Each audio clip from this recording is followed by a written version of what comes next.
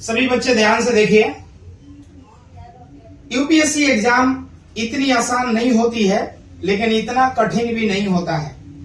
जो बच्चे यूपीएससी का अगर एग्जाम देना चाहते हैं, अगर उसमें क्वालिफाइड होना चाहते हैं, तो सबसे पहले मैं एक ही बात बताना चाहूंगा कि 6 से लेकर के और 12th तक एनसीईआरटी की सारे बुक्स ईमानदारी से पढ़ लीजिए। फिर उसके आगे आपको खुद ब खुद समझ में आ जाएगा कि हमें करना क्या है। आप हर एक कंपटीशन एग्जाम को देने के लिए कैपेबल हो जाएंगे। यहां पे दिया हुआ है rank needed for IAS, IPS and IFS. देखिए, आरक्षण एक बहुत बड़ी चीज है और ये आज से नहीं है। हमारे संविधान में भी आरक्षण का जिक्र किया गया है और उस आरक्षण के बल पे आज कमजोर बच्चा भी जाति विशेष को लेकर के और बड़ी पद को हासिल कर लेता है। अगर यह चीज न होता तो आज जो छोटे वर्ग के लोग हैं, जो कमजोर तबके के लोग हैं, जो पढ़ने में भी कमजोर हैं, जिन्हें नॉलेज भी कम है, टैलेंट भी कम है, वो भी आज आईएएस आईपीएस बन करके बैठे हुए हैं।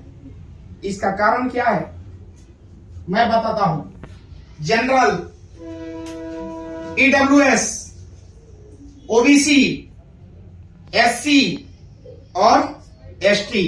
सबसे पहले आइए हम एक आप लोगों को ग्राफ बताते हैं कि जो जनरल कास्ट के होते हैं, इतना नंबर यानी परसेंटेज लाना पड़ेगा।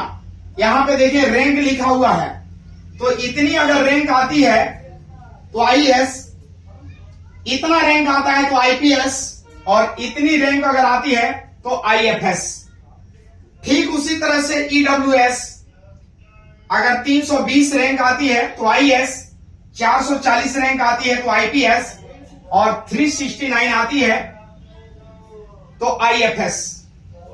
ठीक उसी तरह से हम बात करते हैं ओबीसी का।